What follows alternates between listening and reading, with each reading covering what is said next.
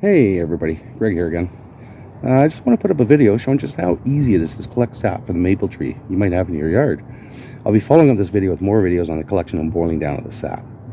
Any maple tree will do. Obviously, sugar maple is the best, but I have tapped many different types of maple trees and have produced some great syrup over the years.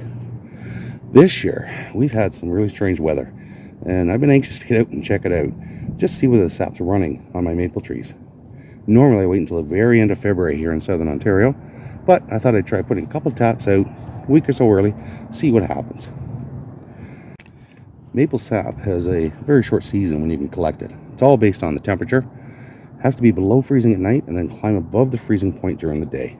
This pressurizes the sap and gets it running up the tree. Once the temperature isn't falling below freezing at night, the sap collection season's done. Now, first thing you need to know about tapping a maple tree, after making sure it's a maple tree of course, is the diameter of the tree.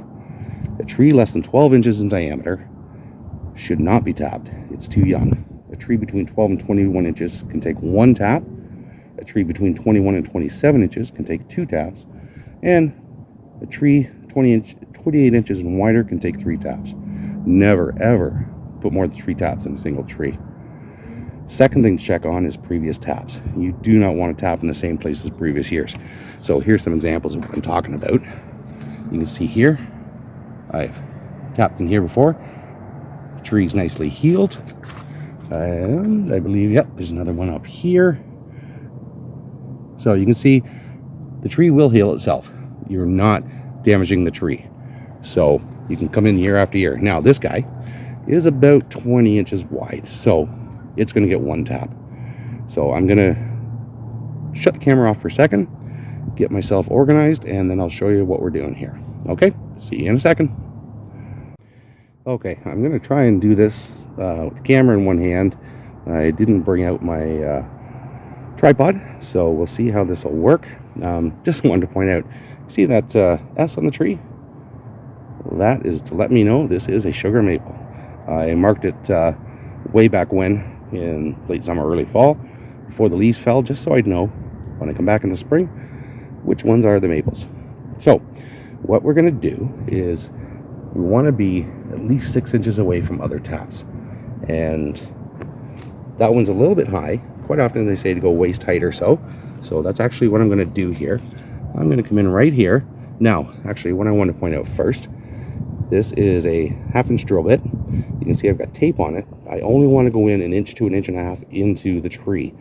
Any deeper, you're not going to be collecting sap, and less damage to the tree by only going in that depth. So that's why the tape is on the bit. So we're going to go up at a slight angle here.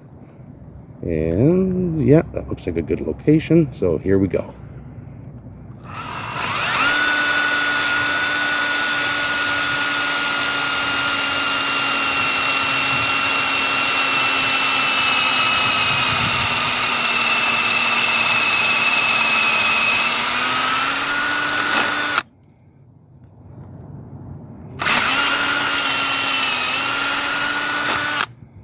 Okay, so what I did was I went in a second time just to pull out some of that extra sawdust that might be there, and look at that. I don't know if you can see that. The sap is running.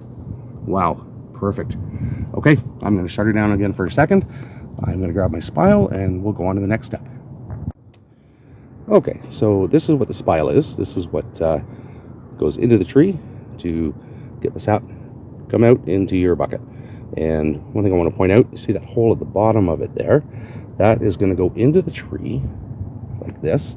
And as the sap is running up, it's going to get in there and it's going to drip out this end and into our hose, into our container. So we're going to slip this in, give it a bit of a shove, and I'll be back in a second again. I have to grab my hammer. See you in a second. Okay, this is the joy of working with one hand here. So, and again, check this out, she's dripping. So what you want to do is you want to tap this guy in,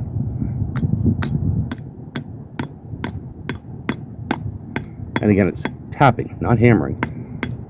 And when you kind of hear a thud, oh, I'm losing my camera there, sorry.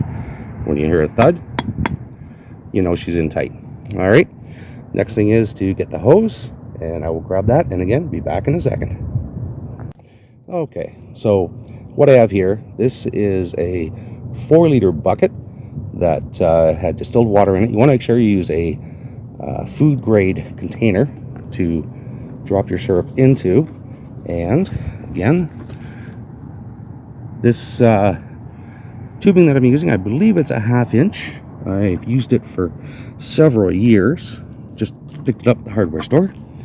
And basically, there we go. That's all you need to do. And the sap is now going to drip into the container for us. You can actually see some of it kind of falling down in there now. Okay, that's it for now. I'll be back again. There'll be a second video on the collection and boiling down of this sap. All right, thanks for watching. If you enjoyed the video, please don't forget to like and subscribe. We'll talk to you soon. Bye now.